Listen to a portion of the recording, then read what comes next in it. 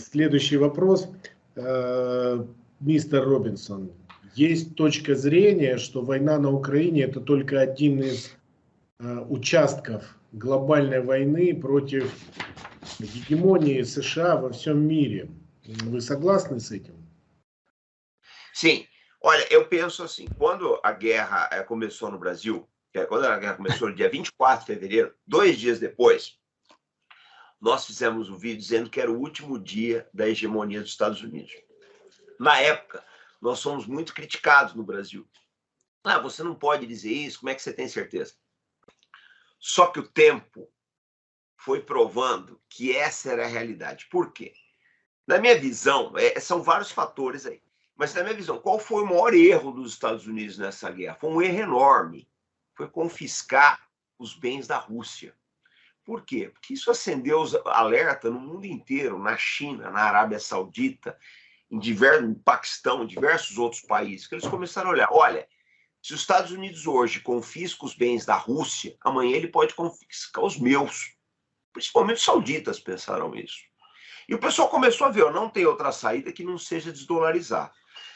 Qualquer que seja o resultado dessa guerra, o dólar nunca mais vai voltar a ser o que ele era.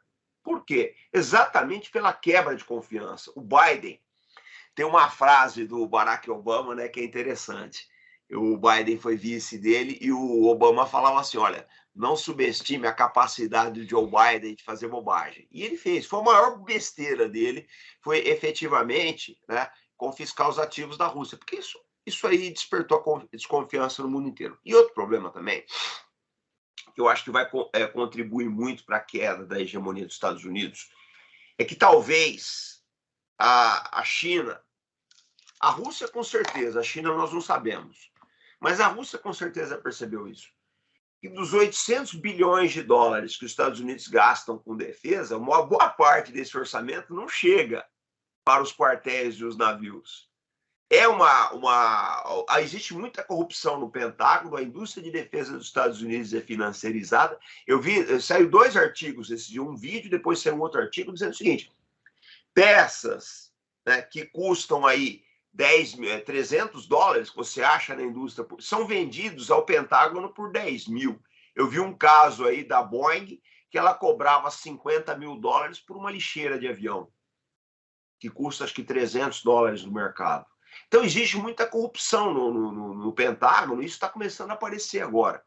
O navio americano custa, em média, 5 vezes o preço do navio chinês. Então, eu acho que a Rússia, a China, o Irã, eles começaram a perceber que os Estados Unidos não eram tão poderosos quanto diziam ser, né? E eu acho que isso não vai mais ter como se reverter. Eu penso que isso aí não vai ter como se reverter. O Sul Global está descontente com as políticas americanas, essa é a verdade. África do Sul, Brasil, Índia, esses países eles têm um descontentamento muito grande com a hegemonia dos Estados Unidos, principalmente aqui na América Latina, a gente está vendo isso crescer, na África, então nem se fala. O problema do dólar, né, de se usar o dólar como ferramenta de pressão política e diplomática, né, no caso das sanções, afeta a economia, atrapalha o desenvolvimento de muitos países, as lideranças já se conscientizaram disso. Então, eu acho que, sob esse aspecto, os Estados Unidos estão numa situação bastante difícil. Mas não é só isso, você tem que olhar os problemas internos dos Estados Unidos também. Alto consumo de fentanil, identitarismo, doutrinas woke nas forças armadas, a própria divisão da sociedade americana, os problemas de imigração e também o que eles vão fazer com Donald Trump. A gente vê que na elite americana existe um clash muito grande entre democratas e republicanos. E a gente não sabe como tudo isso vai acabar. Eu penso que o quadro dos Estados Unidos hoje não é dos melhores. Essa é a visão que eu tenho, né, no atual momento. Vamos ver como é que as coisas vão andar no futuro aí. Mas eu acho que o principal erro foi ter confiscado os ativos da Rússia. Eles deveriam, em vez de deixar a guerra ir para esse ponto, deveriam ter feito um acordo diplomático. A Ucrânia não entraria na OTAN, teria uma situação de semi-neutralidade, haveria garantias de segurança para a Rússia, proteção dos ucranianos de etnia russa no Donbass, e o mundo seguiria em paz. Mas não foi isso que a administração Biden quis, né? E aí nós temos esse quadro atual, que, na minha opinião, não tem como ser revertido. На Украину поставляется очень много западного оружия. Что наш собеседник думает по поводу того, что это оружие может попадать на черный рынок, в криминальные группировки, и в том числе есть информация, что оно попадает в руки преступников в Латинской Америке. Именно тяжелое вооружение, я имею в виду. Может, ему что-то известно про это? Eu acho que não é uma questão de permitir ou deixar de permitir, não vai ter controle sobre isso daí. Ó, você tem uma base.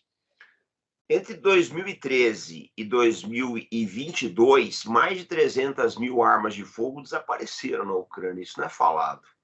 Nesses 8 anos, 8, 9 anos, mais de 300 mil armas de fogo desapareceram no país. Então, o que faz a gente supor que um afluxo de 150 bilhões de dólares em armas para o país vai ter controle? Não há controle sobre isso.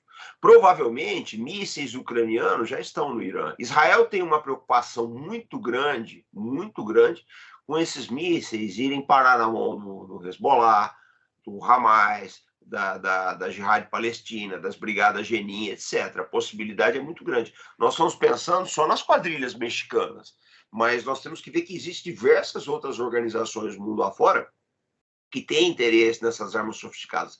Isso é uma preocupação, inclusive, do Brasil. Por que nós estamos falando isso? O tráfico no Brasil tem muita força, cresce cada vez mais, né?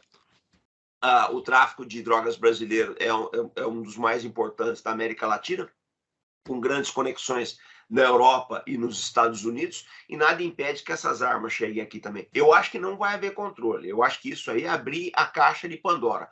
Nós sabemos que a corrupção é uma coisa endêmica ali naquela região, na Ucrânia, já era antes da guerra, né? E agora a tendência é sair do controle. Eu acho que não tem o que possa ser feito. Eu acho que à medida que essas armas elas chegam no país e elas vão para situações que você não controla as coisas no campo de batalha. Essa é uma realidade, né? Então, acho que não há o que possa ser feito. Mais cedo ou mais tarde, essas armas vão aparecer, similares dessas armas vão aparecer também, porque muitas dessas armas elas vão ser passadas o Irã, principalmente, que tem uma capacidade de engenharia reversa fora de série. Dia desse eu vi o ex-secretário da Marinha americano, Mark Esper, fizeram exatamente essa pergunta para ele, né? Você acha que as armas, o Irã vai aproveitar essas armas? E ele foi muito arrogante, né? Ele coloca que os iranianos não teriam condições de copiar essas armas sofisticadas dos Estados Unidos. Ele falou uma grande bobagem.